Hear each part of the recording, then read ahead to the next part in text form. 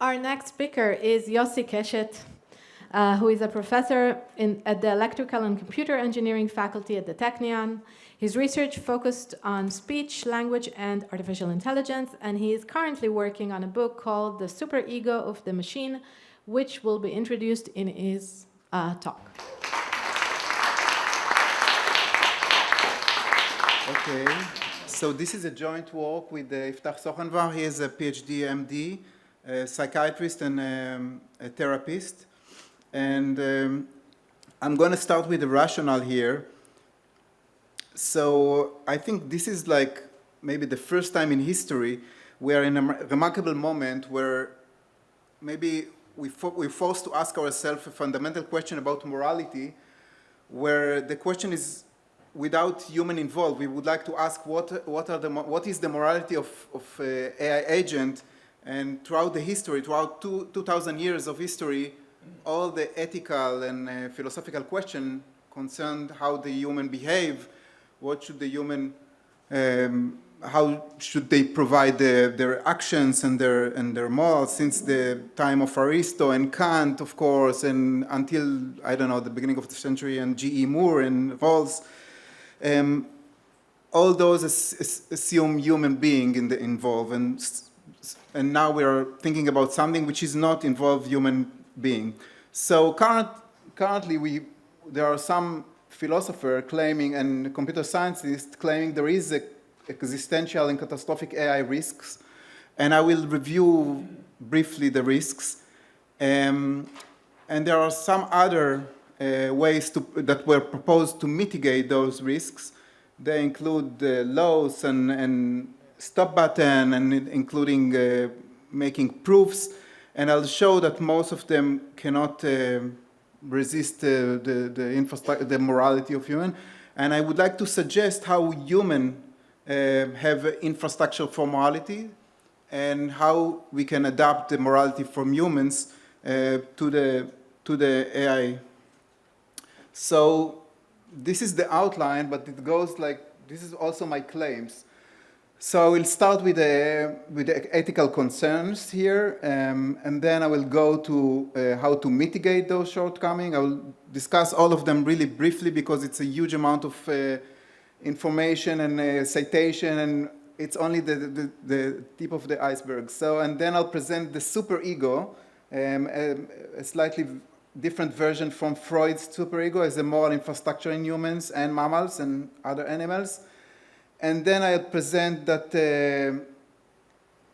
since AI was not generating by evolution, while the superego was created evolutionary, it doesn't have any notion of moral. It doesn't have any notion of good and bad, and this is a problem. And the way we should go is to build something which is I call digital superego, which is internal punishment of the system while behave incorrectly. Okay, so I'll start with Steve Omohundro. Steve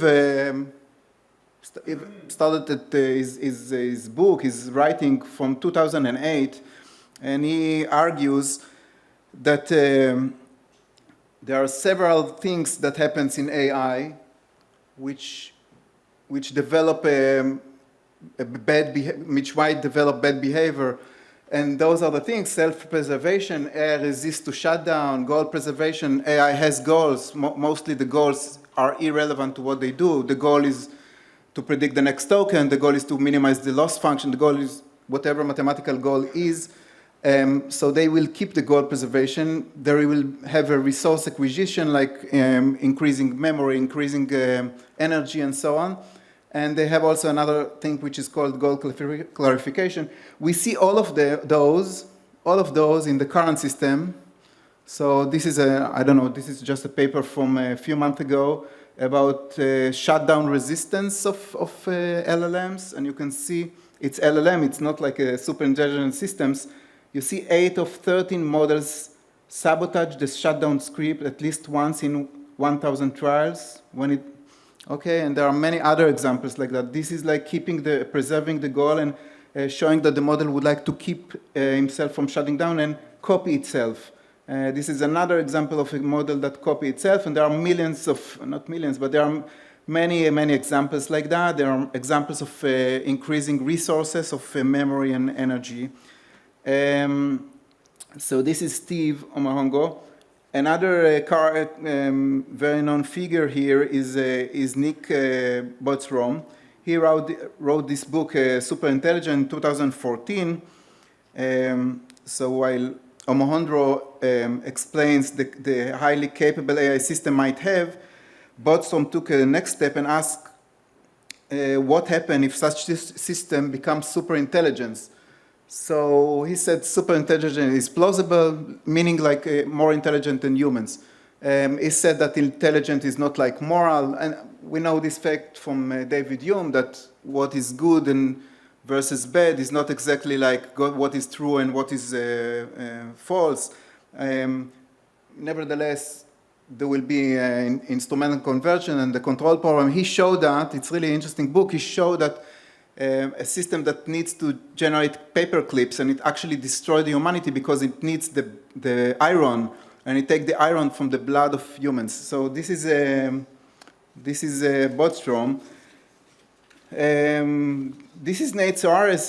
He takes it to the next level. He said, okay, this is going to be a very difficult problem because human values are complex. It's not that a script that you can write. It's really hard. And there is no something which is called the true moral that is accepted by everybody. And he asked who is going to decide what is moral and what is not. And there is Eliezer Yudkowsky. He's like the bad guy of all of this. He said that nothing can be done and we are doomed and everything is catastrophic. And I will not go over his claim. He has also mathematical claims. So what are the approach to mitigate those? So one of the approaches is laws, to say there are laws. So for example, from the 50s, we have the laws of Isaac Asimov from iRobot. A robot may not injure a human being or through an inaction allow a human being to come to harm. And those are the laws of Isaac Asimov. They were printed of the first page of the book iRobot, and they're very nice. But those laws are difficult to enforce. There is nothing that we can put in the system that will keep it following those rules or other rules which we invent. Those systems can deceive us. They are going to be smarter and they are going to deceive us. And this can be shown also mathematically. So there is a theorem of Nate Soares showing that there is no law that system cannot enforce. So there is another option, which is the stop button, like saying, okay, if something happened, we will press the stop button. But this is another issue, and this is a paper by my colleague Shai Shalev-Schwartz and Shaked and Amnon Shashua, and they say that the stop button is useless because the robotic agent will be able to manipulate human operators from pressing it, and this is also known, and they are also proved that mathematically, so it's an actual proof. It's not something that they say and that's it. And the last thing that everybody is doing now is regulation. And the question is, what exactly will be regulated? So we regulate the machines, we regulate the manufacturers. Now we know that Anthropic was regulated by the US government not to release the model, but this is something happened in the US. What happened if it's going to be in other countries, like in, I don't know, North Korea? You cannot have those. And by the way, there is no consensus about what is to be regulated. Those are the name of councils that take regulation, and now they fight between themselves who will regulate first. And then this guy, Bostrom, in his book, continued to say that this is not enough to have regulation. So if you have boxing and tripwiring, and it's not going to be enough, and a super intelligent machine will circumvent those measures. Steve Omahongo recently said, okay, the thing we need to do is to prove. If we have a rigorous proof of what should be done, that's fine, we cannot break that.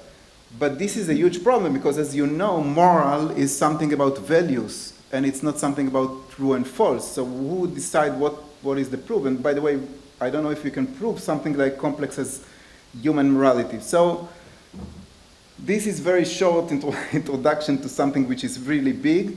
I'm going to go to my claim here, which is that we need I'll describe what is a superego is. So superego is part of a structure that was first derived from Sigmund Freud, from the ego and the id. So id, the picture is Abraham Maslow hierarchy of needs, and the id is the needs, the very basic needs like food, sex, protection, and they need to have and survival, and those needs are any animal has those needs, and they are the basic needs, and it causes drives. There is the ego, which is the part that may be related to consciousness, about the psyche and about the awareness of ourselves. And there is a third part, which I'm interested in, is the superego. It's a guiding agency that allows us to have to be moral. So what is this superego? I would like to explain, but in order to do that, I need to explain what is guilt. So this is the definition of Karl Jaspers, but guilt is a concept that we feel bad, emotionally bad on something that we did which was not correct in our moral, or it's not correct as we think should be correct, and it doesn't have to be objective. It's a subjective feeling. So if I do something wrong to my friend and it's moral, I will also feel guilt. So guilt is a feeling that is very basic. We start with the metaphysical guilt, which any human being has a metaphysical guilt about another human being, even if he doesn't know the other human being. There is a solidarity. And then there is moral guilt or psychological guilt, where about my action, which doesn't have to be about code of ethics or something. Then there is political guilt and criminal guilt, which are at higher levels. So by guilt, I mean any type of guilt here. And the superego has two components. So this is our definition related to definitions of the psychology literature. So it has two components. One is the critical component and one is the ideal component. Both of the components work by submitting a feeling of guilt or shame. Shame is another version of guilt. And by submitting that, it causes us to not behave like that. So critical component is the standard component that causes us to feel guilt or shame. It's if we make a mistake or harm or violating internal moral or personal value, or we did something wrong, we will feel guilt or shame. Depends on the situation and depends if it's related to others or not.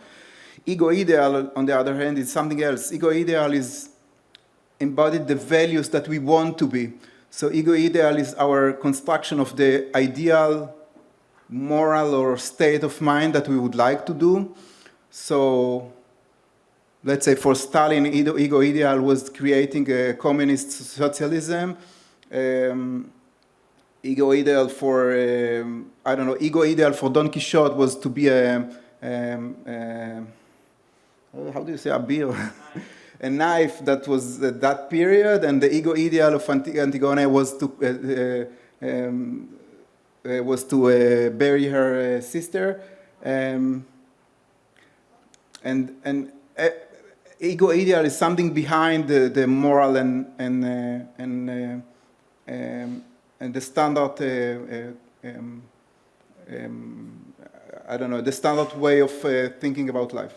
So ego ideal, if one doesn't follow his ego ideal, might also generate guilt. So this is a chart of what it goes. So superego has two components. Critical component can be repressed.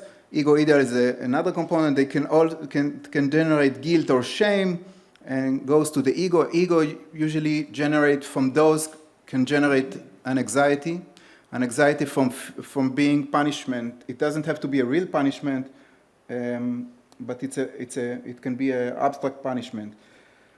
How the superego was evolved.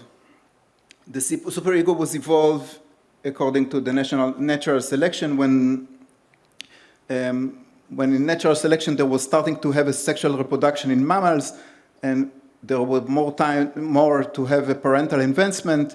There are becoming social group like parents or other social group. It means that it has to obey some rules, the needs of norm, because otherwise those groups cannot keep together.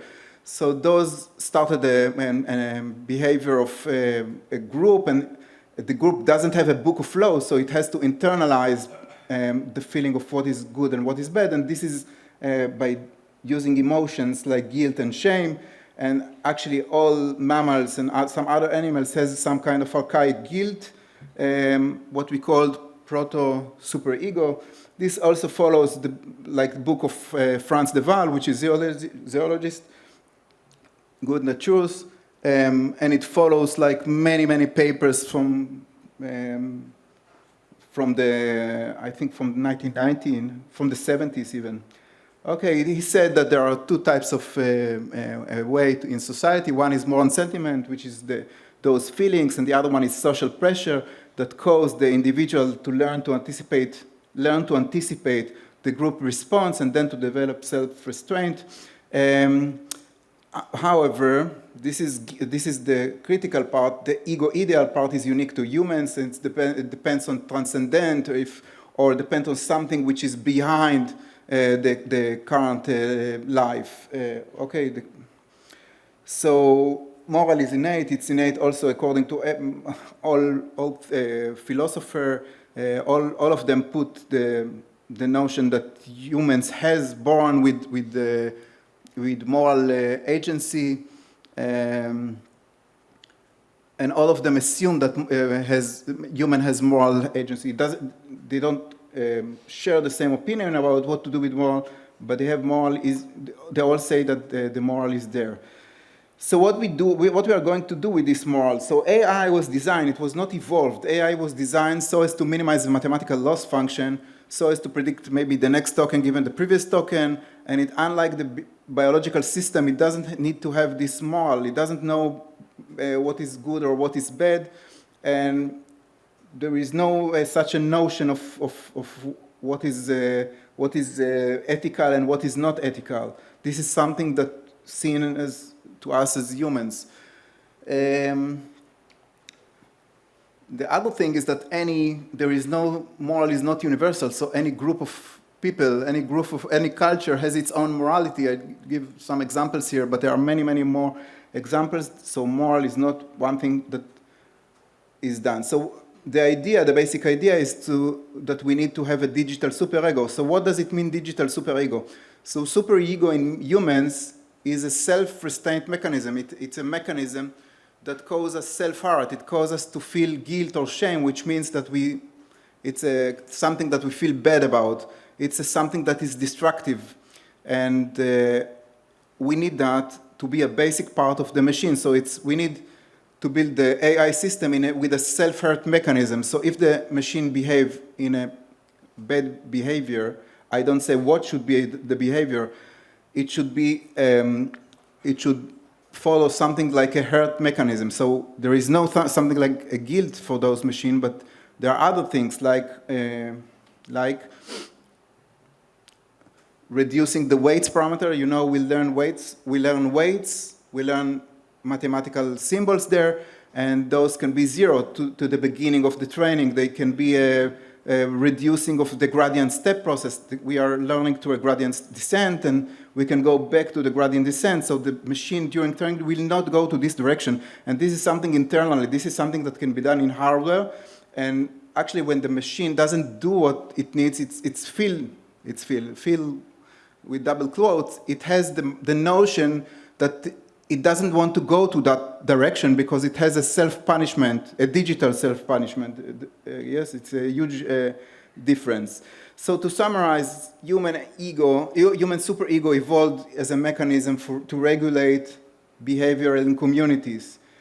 It submits signals of guilt, shame, and then an anxiety if the behavior is not correct. And this behavior we cannot have in digital system, and we cannot enforce this system by posing laws or by training on moral data. It doesn't work like that. So the idea is to develop a self-restraint mechanism, a mechanism that will be in the hardware that will cause a self-hurt when the system does not behave correctly. Thank you.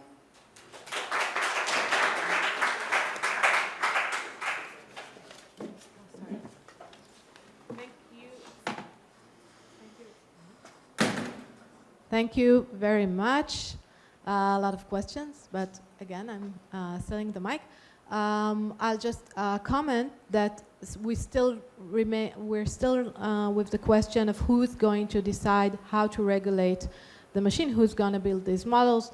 I think this is actually the infrastructure. I'm just saying that the question of how do we decide the values that the machine learns is still a social value that will need deciding. I want to comment on that because I don't tell you what is your culture and what is your moral value, and I don't tell you. Everybody has his own moral value. So as a user of this machine, you should get your own moral values to the machine. So this is something that is interpretable and something that can be done later. But without the infrastructure, we cannot do anything. So this is what my claim. Okay. Can you hear me? Yes. Hi, Ron Aboudi from LMU Munich. The last few slides were the most interesting parts that you went pretty fast. So if you could say more, maybe bring an example to explain how this can be done on the hardware level, that would be helpful. Another thing that came to my mind is Claude's Constitution. I don't know if you're familiar, but this LLM-powered chatbot, they're trying to align it by having like rules, and it's just text. It's not hardware, and but it functions in some ways similar to what you're talking about. So that would be also helpful. If you can compare what you're saying to what they're doing, or and explain. Okay, so I'm in philosophy. Now I'm not in the other department when I need to show mathematical structure for what I'm saying. So I'm proposing a structure, but I can give you an example. One example is a direct hardware link between the weights and zero all the weights in the system, okay? When you have a sum, there is no if function, there is no if something then, okay? There are just weights connected from the output of the system back to the beginning of the system and just zero all the weights of the system, okay? Just zero all the weights of the system. While training such a system, you also have this mechanism, okay? So it will never go to that direction.